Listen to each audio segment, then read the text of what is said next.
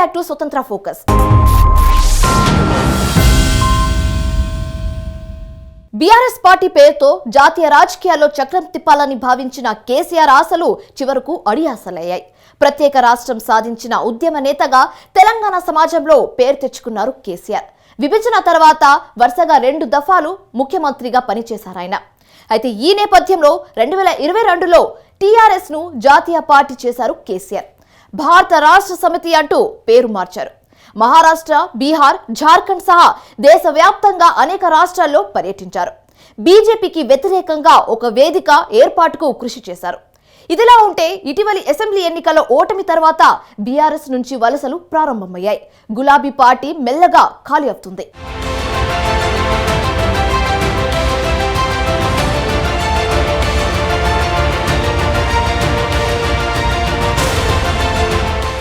పూర్వాశ్రమంలో భారత రాష్ట్ర సమితి పేరు తెలంగాణ రాష్ట్ర సమితి. ఇదే పేరుతో తెలంగాణ మలిదశ ఉద్యమానికి నాయకత్వం వహించింది అప్పటి టీఆర్ఎస్.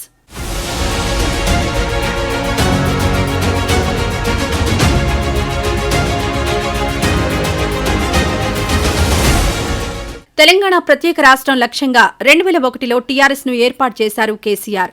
రాజకీయ పోరాటం ద్వారానే తెలంగాణను సాధిస్తామని కేసీఆర్ ప్రకటించారు. ఒక నెత్తుటి బొట్టు చిందించకుండా అది మొదలు తన వాగ్దాటి రాజకీయ వ్యూహాలకు మరింత పదును పెడుతూ మలిదశ ఉద్యమాన్ని విజయవంతంగా నడిపించారు.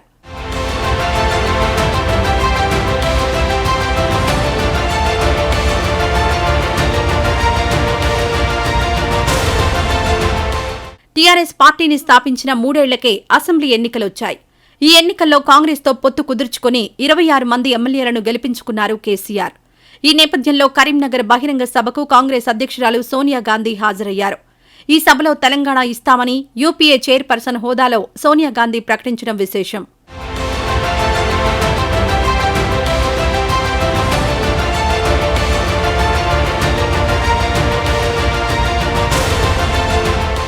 తెలంగాణ రాష్ట్ర ఏర్పాటు అంశాన్ని యూపీఏ కామన్ మినిమం ప్రోగ్రాంలో చేర్చడంలో విజయం సాధించారు కేసీఆర్.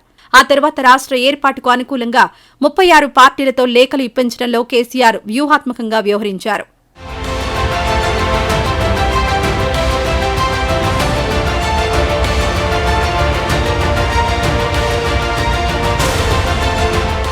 తెలంగాణ ఉద్యమంలో భాగంగా 2009 అక్టోబర్ 21న సిద్దిపేటలో ఉద్యోగ గర్జన పేరుతో కేసీఆర్ భారీ సభ నిర్వహించారు.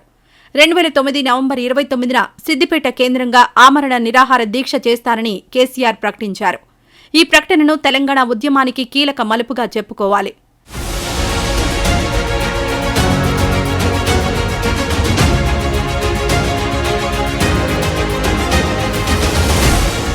ఆమరణ నిరాహార దీక్ష చేస్తానని కేసీఆర్ చేసిన ప్రకటన తెలంగాణను నిప్పుల కొలిమిగా మార్చింది.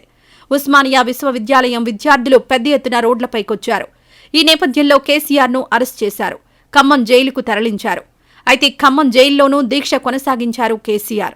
ఆ తర్వాత నిమ్స్కు తరలిస్తే అక్కడ కూడా దీక్ష కొనసాగించారు. ఈ సందర్భంగా తెలంగాణ వచ్చుడో కేసీఆర్ సచ్చుడో అనే నినాదం మారుమోగింది. తెలంగాణ బగ్గుమరణంతో కేంద్రం కదిలింది.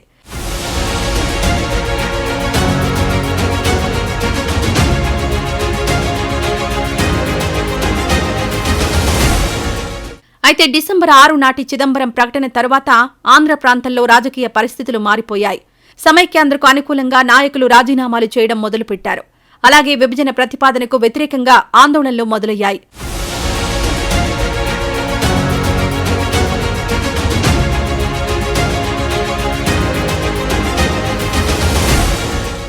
ఆ తర్వాత తెలంగాణ బగ్గున బండింది. మిలియన్ మార్చ్, సకల జనుల సమ్మె, ఒక్కటేమిటి ఇలా ఎన్నెన్నో ఆందోళనల్లో తెలంగాణ సమాజం పాల్గొంది.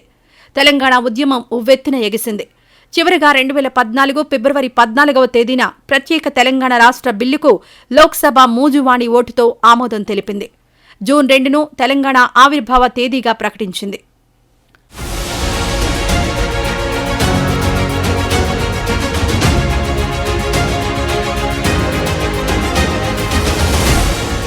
ఆ తర్వాత జాతీయ రాజకీయాల్లోకి వెళ్లాలని కేసీఆర్ నిర్ణయించుకున్నారు. 2022 సెప్టెంబర్లో భారత రాష్ట్ర సమితి పేరుతో జాతీయ పార్టీ పెట్టారు. అయితే ఇది కొత్తగా పెట్టిన పార్టీ కాదు. అప్పటి వరకు కేవలం తెలంగాణకే పరిమితమైన తెలంగాణ రాష్ట్ర సమితిని జాతీయ పార్టీగా మార్చారు కేసీఆర్. అలా తెలంగాణ రాష్ట్ర సమితి కాస్త భారత రాష్ట్ర సమితిగా మారింది.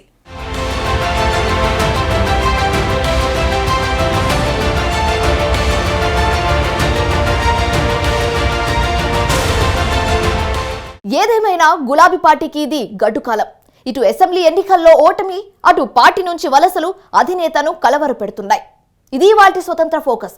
రేపు మరో అంశంతో మళ్ళీ కలుద్దాం. అప్పటి వరకు చూస్తూనే ఉండండి స్వతంత్ర టీవీ.